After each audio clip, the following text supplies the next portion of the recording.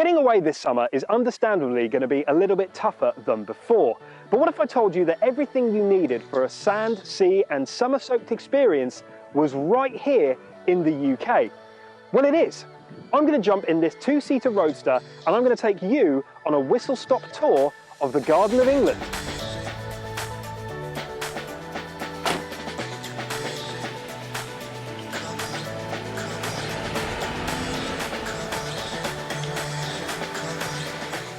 We start our tour in Whitstable. Whitstable is a beautiful little seaside town, famous for its shops, winding little streets, and its oysters. A little known fact, Whitstable isn't Brighton, but is on the sea.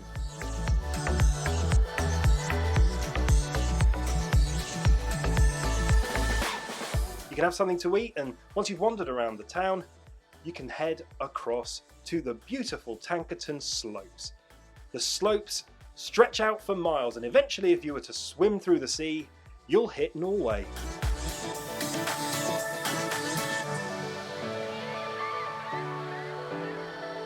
People have been flocking to the seaside town of Margate for over a century.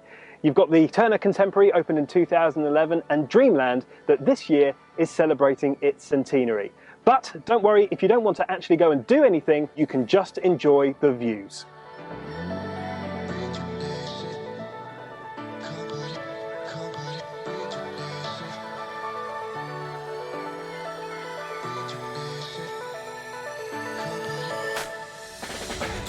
We're now on the way to Joss Bay, which, as rumour would have it, is named after the notorious smuggler Joss Snelling.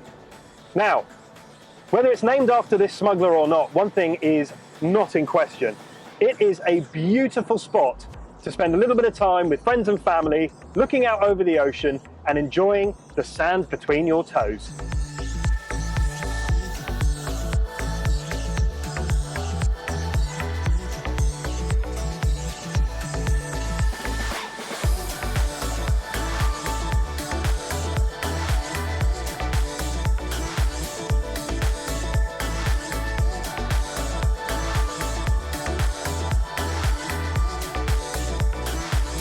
We're now heading to the holiday home of a certain Ian Fleming. Now, if you don't know who Ian Fleming is, you'll definitely know one of his characters. He's famous for penning the James Bond novels. And it's particularly fitting that we're actually driving this particular car around Kent today, because the BMW Z3 that we're in actually had a cameo appearance in James Bond's GoldenEye. From his Art Deco house in St Margaret's Bay, he wrote some of the most famous James Bond novels, and that included Moonraker, which, funnily enough, was actually originally set in Deal, which is just up the coast from St Margaret's Bay.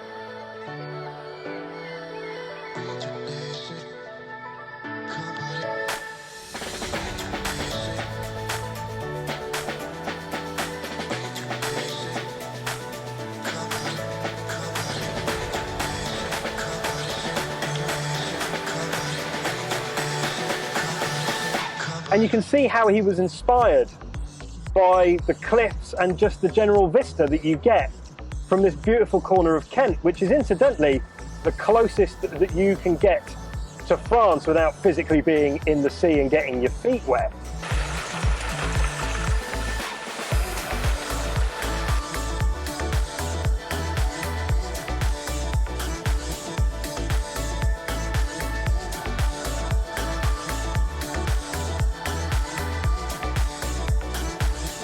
We're going to finish our trip on the White Cliffs of Dover and visit the historic castle that has kept the coast of this country safe for quite literally centuries. Dover Castle has stood for nearly 1,000 years, but not a lot of people know that before the castle was built, the Romans put a lighthouse on this very spot. With every successive monarch, government and foe that it had to resist, Dover Castle had bits added to it. Not entirely sure what, I wasn't allowed in, but one thing is for sure, it looks incredible. So there we have it, we've reached the end of the adventure and we have saved the best till last. It's Dover Castle, located on the cliffs of Dover. Thank you very much for watching. I hope you've enjoyed our trip around the Costa Del Kent and that you consider coming here for a trip or a holiday soon.